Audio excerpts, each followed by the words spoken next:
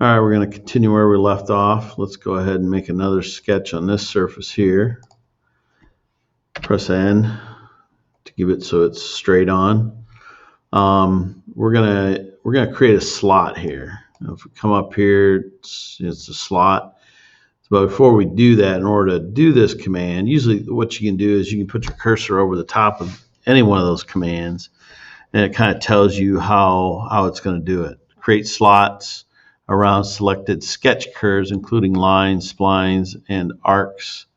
Pre-selected sketch curves result slots of the same dimension. So we have to actually make a sketch, okay? Now, we haven't talked about it, at least I haven't, but Onshape has in one of your previous tutorials on basic sketching. You need to switch to a construction line, okay? So we're going to just a toggle. Construction line means it's not actual geometry, it's just like a sketch to help you create something, and that's what we're going to do is we're going to use that to create a slot. So we have to make sure that's toggled so it's highlighted. Keystroke command is Q. And we come over here to line. Now what we're going to do is we're going to make this endpoint of this at that concentric location if we can, okay?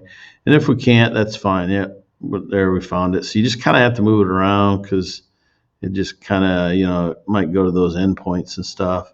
And if you can't, just do this. What we can do is we can just create it and make it so it is concentric. So let's say you can't find that location. Let's just do it this way, okay? Just draw a line straight. Just make sure it's horizontal, okay? And it's a construction line, okay? Now we can go to the concentric constraint. We can make this endpoint be concentric to the center of this arc, okay?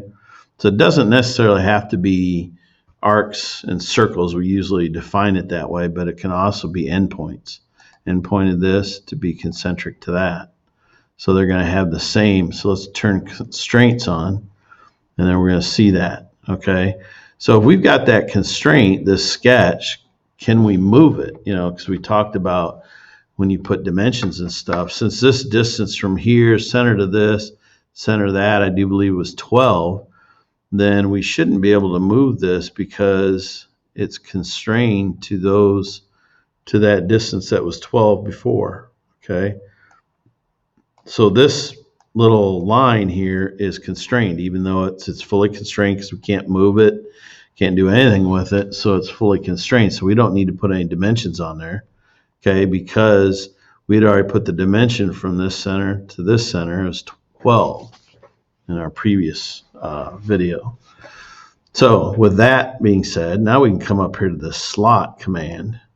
And all we have to do is select it. If we already had it selected, it automatically puts it on there, but then we can change what this is, okay? You can double click it, and let's make it 2, okay? And that creates a slot. Now, with these constraints on, the reason I'm doing this is, to do more constraints, but it automatically makes those tangent. See there? Both lines tangent to the arc, okay? And it puts coincident constraints in when you create that. We could draw that like we did this on our own, but you can also just do the slot this way too. This is another way that you could create that, okay, by just creating a construction line and that. But now, I don't know if you noticed, this is a construction line now, okay? We didn't want that as a construction line. We wanted to be able to make that, whoops. We wanted to be able to make that a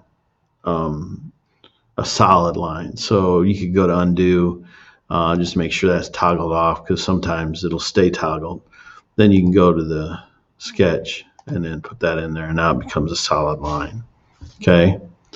So that's how you can do the slot command, because it's kind of nice. It kind of does everything for you, okay? And which is kind of cool. You don't have to do it the way we did it here. You just got to create a construction line the length that you want it, and it can do that. And it has all those constraints in there, okay?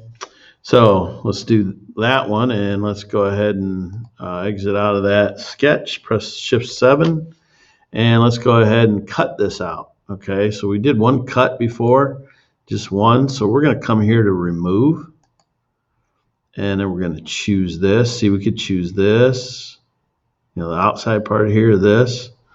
I'm going to choose that. And then here, this is where we talked about blind. We could tell it a certain distance. Or you can do, I like to just go up to next, and it goes up to the next one. And then you can look at it and see how it cuts all the way through. You can tell it a distance if you only want it to go a certain distance. But yeah, so that's that, and go ahead and create that. And then once you're done, then go ahead and just select OK. And then we've got our slot there. Okay. Shift 7 gets you isometric view. And then you can go ahead and save this one. We're going to do on the next constraint one, we're going to do a different drawing. But I kind of wanted to show you that and those constraints there.